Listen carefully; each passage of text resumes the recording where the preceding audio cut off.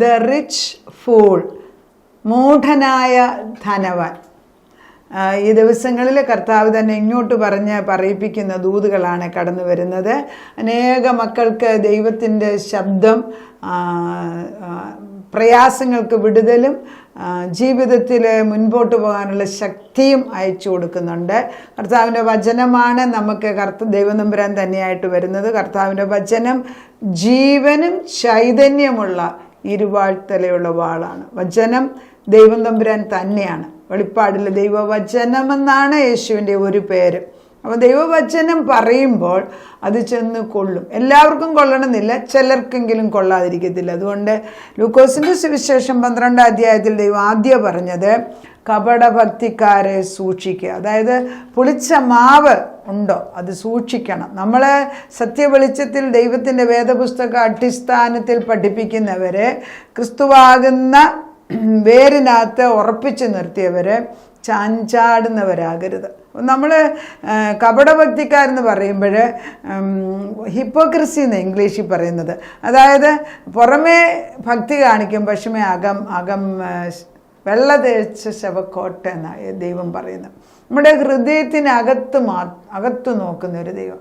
അകം ശുദ്ധിയാകുമ്പോൾ പുറമേ ശുദ്ധിയാകും, അത് വേറെ കാര്യം. പക്ഷെ പുറമേ ശുദ്ധി കാണിച്ചിട്ട് അകമേ അഴുക്കാണെങ്കിൽ ദൈവത്തിന് വ്യക്തമായിട്ടും അറിയാം. അതുകൊണ്ട് അതാണ് ഒന്നാമത് പറയുന്നത്. രണ്ടാമത് കർത്താവ് പറഞ്ഞു, നമ്മുടെ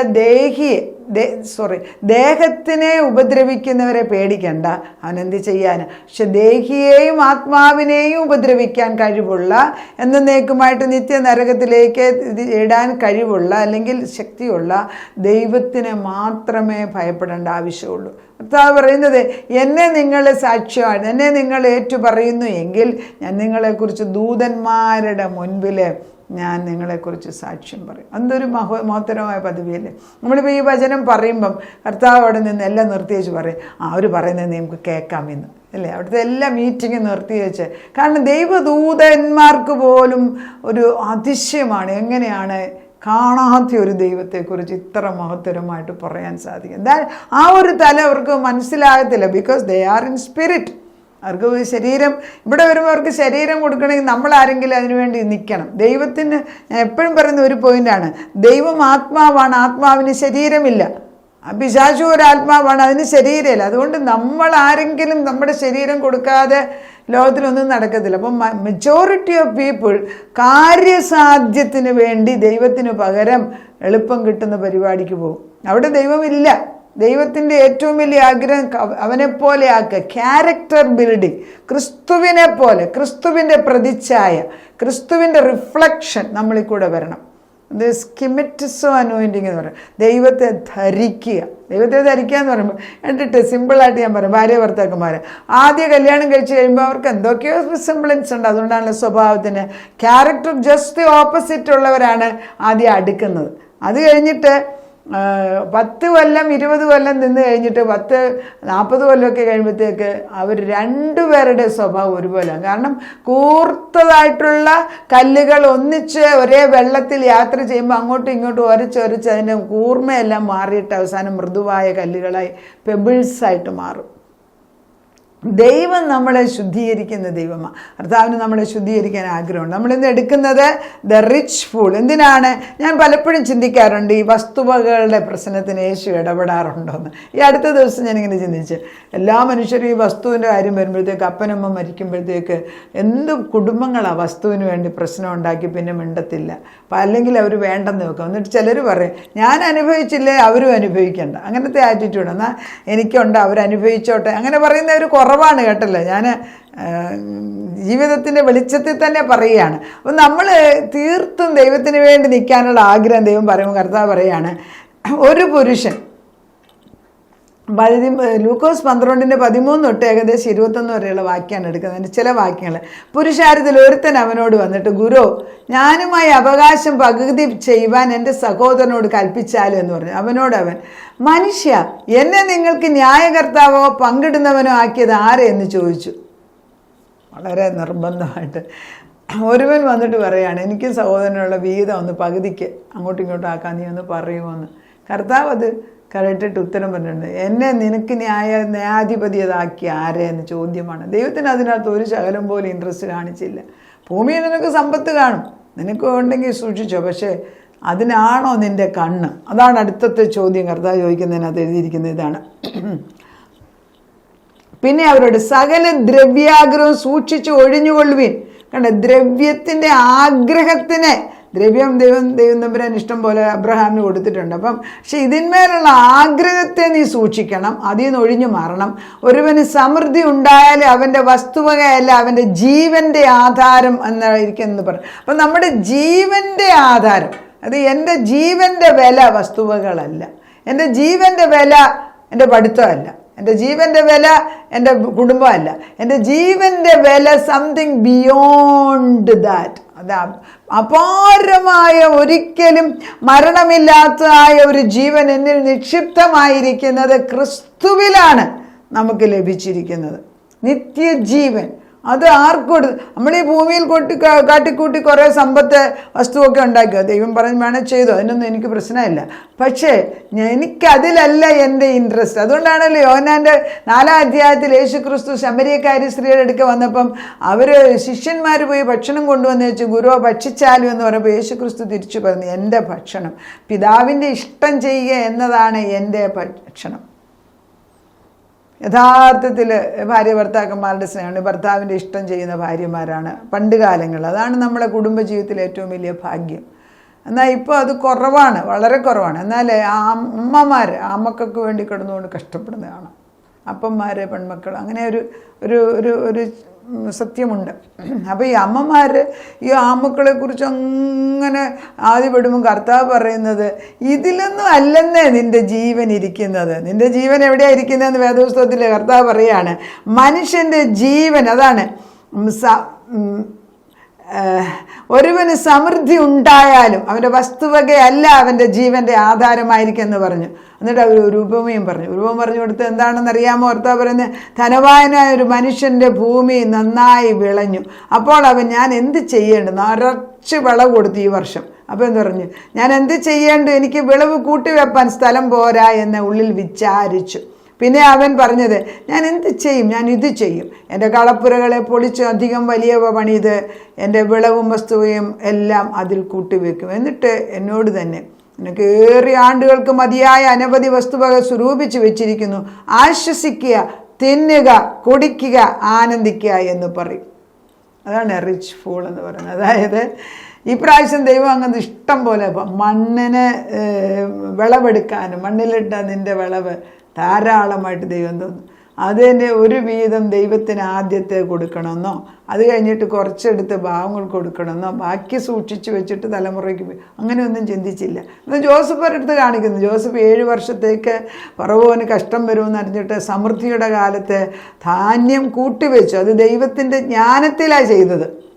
ജോസഫിൻ്റെ ഹൃദയം അതിലൊന്നും ദൈവത്തിൽ ഉറച്ചു കഴിഞ്ഞിട്ടാണ് ദൈവം ഇത് ചെയ്യിപ്പിക്കുന്നത്. അല്ലെങ്കിൽ ജോസഫ് പറഞ്ഞത് ഞാനാണ് ഇതെല്ലാം കൂടെ കൂട്ടിവെച്ചത്. അതെല്ലാം വന്നിട്ട് കൂട്ടിവെക്കുക തന്നെയല്ല, ഫറവോനെ സമ്പന്നനാക്കാൻ അത് ഉപയോഗിച്ചു, ജോസഫിനെ അല്ല. നമ്മൾ മനസ്സിലാക്കേണ്ടത്, നമ്മൾ ഓരോ സ്ഥലങ്ങളോ വസ്തുവകളോ അല്ലെങ്കിൽ പണമോ കൂട്ടിവെക്കുമ്പോൾ ആർക്ക് വേണ്ടിയാണ് ചെയ്തത് എന്ന് വളരെ പ്രസക്തമാണ്. നമുക്ക് തന്നതിൻ്റെ ഒരു നല്ല ശതമാനം ദൈവീക പ്രവർത്തനത്തിന് വേണ്ടി, നന്മയ്ക്ക് വേണ്ടി ചെയ്യാൻ ദൈവം ആഗ്രഹിക്കുന്നു. അത് നമ്മൾ മനസ്സിലാക്കിയാൽ വളരെ നല്ലതാണ്. അത് ഈ മനുഷ്യൻ അത് ചെയ്തില്ല. ആ മനുഷ്യൻ പറയാണ്, പിന്നെ അവൻ പറഞ്ഞു, ഞാൻ എന്ത് ചെയ്യും? എൻ്റെ കളപ്പുരയ്ക്ക് പൊളിച്ചിട്ട് കളപ്പുര വലുതാക്കിയിട്ട് ഈ ധാന്യമെല്ലാം ഇതിനകത്ത് കൂട്ടിവെച്ചു പറയും, ആശ്വസിക്കുക, സന്തോഷിക്കുക, ജീവിച്ചോ, സുഖിച്ചോളാൻ എന്ന് പറയുമെന്ന്. അങ്ങനെയല്ലേ പറയുന്നത്? ആശ്വസിക്കുക, തിന്നുക, കുടിക്കുക, ആനന്ദിക്കുക എന്ന് പറയുന്നു. ദൈവമോ അവനോട്, മൂഢ, ഈ രാത്രിയിൽ നിന്റെ പ്രാണനെ നിന്നോട് ചോദിക്കും. ദൈവം ചോദിക്കും. അപ്പം നമ്മുടെ ഉള്ളിൻ്റെ ചിന്തകളാണ് ദൈവം പറഞ്ഞെന്നല്ല, ചിന്തിക്കുകയാണ് അദ്ദേഹം. ചിന്ത സ്വർഗത്തിൽ വിലപ്പെട്ടത്. നമ്മുടെ ചിന്തകൾ സ്വർഗത്തിലെ ദൈവത്തിന് വായിക്കാം. ഇപ്പോൾ ഈ അടുത്തിടെ ഞാനൊരു യൂട്യൂബിൽ കണ്ടു, നമ്മുടെ ചിന്ത പോലും വായിക്കുന്ന മെഷീൻ വരുന്നത്. That is dangerous. അത് ചിന്ത വായിച്ചിപ്പോൾ നമ്മുടെ ചിന്തയാണെന്നും പറഞ്ഞ് നമുക്കിപ്പം നമ്മളെ ഉറക്കിയേച്ച് അല്ലെങ്കിൽ ഹിപ്നോസിസ് പോലെ ചെയ്തിട്ട് നമ്മളോട് ചില കാര്യം ചോദിക്കും. നമ്മുടെ ബ്രെയിനകത്ത് എന്തെല്ലാം ചിന്തകളുണ്ട്, എന്തെല്ലാം 1000-10,000 ചിന്തകൾ നമ്മുടെ. അതിൽ ചിലത് നല്ലത്, ചിലത് എടുക്കുക. അത് ഏത് മനുഷ്യനും എന്നതാ ചിന്തിക്കുന്നതെന്ന് നമുക്കറിയാം. അതിന് യന്ത്രത്തിനും വായിക്കാനറിയാം. അതിനകത്തൊന്നും വലിയ പ്രസക്തിയൊന്നുമില്ല. പക്ഷേ സ്വർഗത്തിലെ ദൈവത്തിന് നമ്മുടെ എല്ലാ ചിന്തകളും വായിക്കാൻ സാധിക്കും. ഈ മനുഷ്യൻ എന്ത് ചിന്തിച്ചു? ഞാൻ വലിയ കളപ്പുര ഉണ്ടാക്കി വെച്ചിട്ട് ഈ ധാന്യം എല്ലാം കൂട്ടി വെച്ചേച്ച് ഇനി അടുത്ത കൊല്ലം കൊണ്ടൊന്നും ചെയ്യണ്ടല്ലോ, നമുക്ക് സുഖിക്കാം, എന്നിട്ട് ജീവിക്കാം എന്നൊക്കെ ആശ്വസിക്കുക, തിന്നുക, കുടിക്കുക, ആനന്ദിക്കുക എന്ന് പറഞ്ഞു. ദൈവം വിളിക്കുന്ന മൂഢ, ഈ രാത്രിയിൽ നിന്റെ പ്രാണനെ നിന്നോട് ചോദിക്കും. കർത്താവ് ചിന്തിക്കുന്നതിനകത്ത് കറക്ഷൻ വരണം. നമ്മുടെ ചിന്ത കറക്റ്റാണ്. നമ്മുടെ ചിന്തയുടെ ഉത്ഭവം പലപ്പോഴും അറ്റാക്ക് അവിടെയാണ് വരുന്നത്. നമുക്ക് രണ്ട് ചിന്തകൾ. ഇപ്പോൾ ഒരാളൊരു കാര്യം, ഇപ്പം സിമ്പിളായിട്ട് ഒരാൾ നമ്മുടെ അടുക്ക വന്ന് പണം ചോദിക്കുക. പണം ചോദിക്കുന്നുണ്ട്, നമ്മുടെ ആദ്യത്തെ ചിന്ത നല്ലവരാണെങ്കിൽ നമുക്ക് സഹതാപം കൊടുക്കണം. രണ്ടാം ചിന്ത ഇവൻ കളിപ്പീരായിരുന്നു, അല്ലെങ്കിൽ നല്ലൊരു ദൈവം കളിപ്പീരാനാണ്, പിന്നെ കുറച്ച് കഴിയുമ്പോൾ ദൈവം നല്ലവനാണ്. രണ്ട് ചിന്ത വന്നു കഴിഞ്ഞു. The two thoughts always come for everything which we do. രണ്ട് ചിന്ത.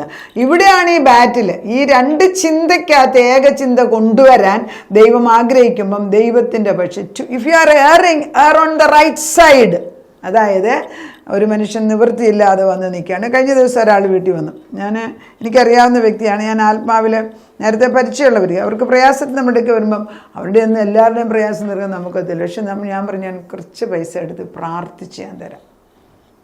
നമ്മൾ പ്രാർത്ഥിക്കുമ്പോൾ നമ്മൾ ആ ദൈവത്തിൻ്റെ ശക്തിയിൽ പ്രാർത്ഥിച്ചു കൊടുത്താൽ അത് മതി പ്രശ്നം പരിഹരിക്കാൻ. ഞാൻ തീർത്തും പറയുകയാണ്. പക്ഷേ പ്രാർത്ഥിക്കുമ്പോൾ അതല്ല, എനിക്ക് മുഴുവൻ കാശ് ഒരു തരണം എന്ന് പറഞ്ഞിട്ട് വന്നിട്ടാണെങ്കിൽ you are not benefiting out of it. നമ്മൾ പ്രാർത്ഥിച്ച് 1 രൂപ 100 രൂപ, പണ്ട് കാലത്ത് ഈ ഒരു രൂപയുടെ ചെറിയ കോയിൻസ് കൊടുത്തിട്ട് അനിശ്ചര്യം വാങ്ങിച്ച എത്ര പേരുടെ സാക്ഷി ഞാൻ കേട്ടിട്ടുണ്ട്, അറിയാമോ? അനുഗ്രഹിച്ച് കൊടുക്കുന്നതാണ്. അങ്ങനെയൊക്കെ നമ്മുടെ വല്യമ്മച്ചിമാരൊക്കെ നമുക്ക് തന്നിട്ടുണ്ട് കൊച്ചിലെ. അപ്പോൾ ഞാൻ പറയുന്നത്, നിൻ്റെ ഹൃദയം എവിടെയാണ്? നമ്മൾ അനുഗ്രഹിച്ച ഒരാൾക്ക് കൊടുത്താൽ അത് അനുഗ്രഹമാണ്. പിന്നെ നീ ഒരുക്കി വെച്ചത് ആർക്കാകുമെന്ന് ചോദിച്ചു. ദൈവവിഷയമായി സമ്പന്നനാകാതെ തനിക്ക് തന്നെ നിക്ഷേപിക്കുന്നവൻ്റെ കാര്യം ഇങ്ങനെ തന്നെ. ദൈവവിഷയമായിട്ട് സമ്പന്നനാകാതെ നീ ഇത് ചെയ്യുന്നു എന്ന്. ദൈവവിഷയത്തിൽ നീ സമ്പന്നനാണെങ്കിൽ നീ ഉണ്ടാക്കി വെച്ചിരിക്കുന്നത് ദൈവവേലയ്ക്ക് കൊടുക്കാൻ ദൈവം തക്ക സമയത്ത് ഉപയോഗിപ്പിക്കും. അത് ദൈവത്തിൻ്റെ വിശ്വസ്തതയാണ്. എനിക്ക് നല്ല 2 കൂട്ടുകാരുണ്ട്. അവർക്ക് നല്ല സമ്പത്തും നല്ല പദവിയിൽ ഇപ്പോഴും ഇരിക്കുന്നു. അവരോട് ദൈവം പറഞ്ഞിട്ട് ഒരു വലിയ എമൗണ്ട് നീ മാറ്റി വെച്ചേക്കണം. അവരെടുത്ത് ഉപയോഗിക്കുന്നില്ല, ആർക്കും കൊടുക്കുന്നില്ല. 2 ചിന്തക്കാർ വരെ. പക്ഷെ അവർ പറയുന്നത് ദൈവം പറഞ്ഞത് മാറ്റി വെക്കുക. ഞാനത് മാറ്റി ഡെപ്പോസിറ്റ് ചെയ്ത് വെച്ചിരിക്കുക. എപ്പോൾ ദൈവം റിലീസ് ചെയ്യാൻ പറയുമോ അന്നേരം ഞാൻ റിലീസ് ചെയ്യുന്നു. നമ്മൾ ചെയ്യുമോ? മാറ്റി വെക്കുമോ?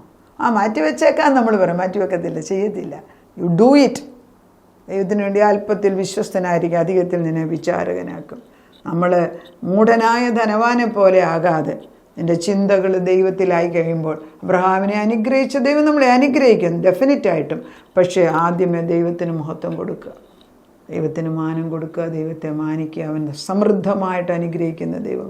നമ്മുടെ ചിന്തകൾ സ്വർഗത്തിൽ വലിയ ബൊമ്പാഡിങ് ശബ്ദമായിട്ട് സ്വർഗത്തിൽ കേൾക്കുന്നുണ്ട്. ചിന്തകളെ ശുദ്ധീകരിക്കാൻ നമുക്ക് പ്രാർത്ഥിക്കാം. അത് അവിടുത്തെ വാക്യം തന്നെയാണ് ഞാനിപ്പം വായിച്ചത്. കർത്താവേ, മൂഢനായ ധനവാൻ എന്നൊക്കെ വിളിക്കുമ്പോൾ, മൂഢനായ ധനവാനെന്ന് നമ്മളെ ആരെ വിളിച്ചെങ്കിൽ അതൊരു നാണം കെട്ട അവസ്ഥയല്ലേ സ്വർഗത്തിൽ?